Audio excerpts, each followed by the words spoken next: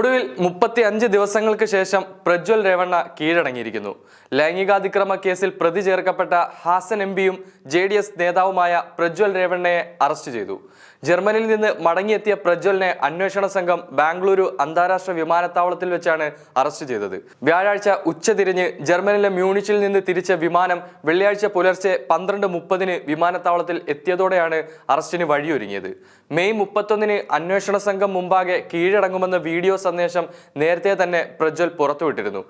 പറഞ്ഞ ദിവസം തന്നെ ടിക്കറ്റ് എടുത്തെന്നും യാത്ര തിരിച്ചെന്നും ഉറപ്പിച്ച അന്വേഷണ സംഘം പ്രതിയെ വിമാനത്താവളത്തിനകത്തു വെച്ച് തന്നെ അറസ്റ്റ് ചെയ്യാനുള്ള എല്ലാ സജ്ജീകരണങ്ങളും ചെയ്തിരുന്നു. പ്രതി അന്വേഷണ സംഘത്തെ കബളിപ്പിച്ച് മറ്റേതെങ്കിലും വിമാനത്താവളത്തിൽ എത്തിച്ചേർന്നേക്കാമെന്ന അഭ്യൂഹം പ്രചരിച്ചതോടെ രാജ്യത്തെ എല്ലാ അന്താരാഷ്ട്ര വിമാനത്താവളങ്ങളിലും ജാഗ്രതാ നിർദ്ദേശം നൽകിയിരുന്നു. ലൂഫ്താൻസ എയർലൈൻസിന്റെ LH-764 എന്ന വിമാനത്തിലാണ് പ്രജ്വൽ ബാംഗ്ലൂരിൽ എത്തിയത്. ബിസിനസ് ക്ലാസ്സിൽ സഞ്ചരിച്ച പ്രജ്വലിനെ എക്കോണമിക് ക്ലാസ്സിലെ യാത്രക്കാരെ ഇറക്കിയ ശേഷമാണ് പുറത്തിറക്കിയത്. വിമാനത്തിന് സമീപം CISFന്റെ സുരക്ഷാ വിന്യാസമുണ്ടായിരുന്നു. മറ്റ് യാത്രക്കാർ വിമാനത്താവളത്തിന് പുറത്തെത്തി എന്ന് ഉറപ്പാക്കിയ ശേഷമാണ് പ്രജ്വലിനെ CISF സുരക്ഷിതമായി വിമാനത്തിൽ നിന്ന് ഇറക്കിയത്. ബ്ലൂ റെഡ് കോർണർ നോട്ടീസുകൾ പുറപ്പെടുവിക്കപ്പെട്ട പ്രതിയെ ഇമിഗ്രേഷൻ ഉദ്യോഗസ്ഥർ പരിശോധിക്കുകയും വൈകാതെ അന്വേഷണ സംഘത്തിന് കൈമാറുകയും ചെയ്തു. കോടതി പുറപ്പെടുവിച്ച അറസ്റ്റ് വാറന്റുമായാണ് അന്വേഷണ സംഘത്തലവൻ പ്രജ്വലിനെ സമീപിച്ചത്. യാതൊരു എതിർപ്പുകളും പ്രകടിപ്പിക്കാൻ നിൽക്കാതെ പ്രജ്വൽ കീഴടങ്ങുകയായിരുന്നു. തുടർന്ന് VIP ഗേറ്റ് വഴി അന്വേഷണ സംഘം അതീവ സുരക്ഷയിൽ പ്രതിയെ പോലീസ് വാഹനത്തിലേക്ക് കയറ്റി ബാംഗ്ലൂരിലെ SIT ആസ്ഥാനത്തേക്ക് കൊണ്ടുപോയി. ലൈംഗികാതിക്രമ കേസിൽ പ്രതി ചേർക്കപ്പെട്ടതിനെ തുടർന്ന് ഏപ്രിൽ 27 രാജ്യം വിട്ട പ്രജ്വൽ രേവണ്ണ അറസ്റ്റിലാകുന്നത് 34 ദിവസങ്ങൾക്ക് ശേഷമാണ്.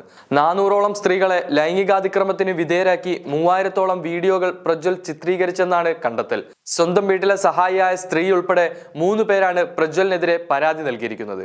വിമാനത്താവളം മുതൽ ബാംഗ്ലൂരു വരെയുള്ള 35 കിലോമീറ്റർ ദൂരം വാഹന ഗതാഗതം പൂർണ്ണമായും സ്തംഭിപ്പിച്ചായിരുന്നു പ്രജ്വലിന്റെ യാത്ര. മാത്രമല്ല വഴിയിലുടനീളം പോലീസിനെ വിന്യസിക്കുകയും ചെയ്തിരുന്നു.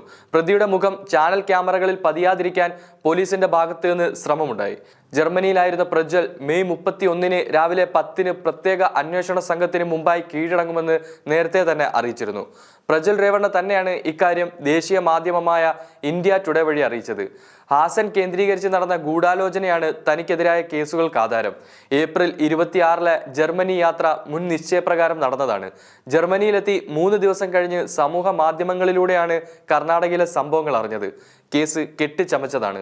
ചോദ്യം ചെയ്യലിന് ഹാജരാകാൻ അന്വേഷണ സംഘത്തോട് സമയം ചോദിച്ചിരുന്നു. അഭിഭാഷകൻ മുഖേന ഈ ആവശ്യം നിയമപരമായി തന്നെ അറിയിച്ചിരുന്നെങ്കിലും അവർ സമയം തന്നില്ല. വിഷാദ രോഗം ബാധിച്ചതിനാൽ ജർമ്മനിയിൽ സമ്പർക്കരഹിത ചികിത്സയിലായിരുന്നെന്നുമായിരുന്നു പ്രജ്വൽ വീഡിയോ സന്ദേശത്തിൽ പറഞ്ഞിരുന്നത്.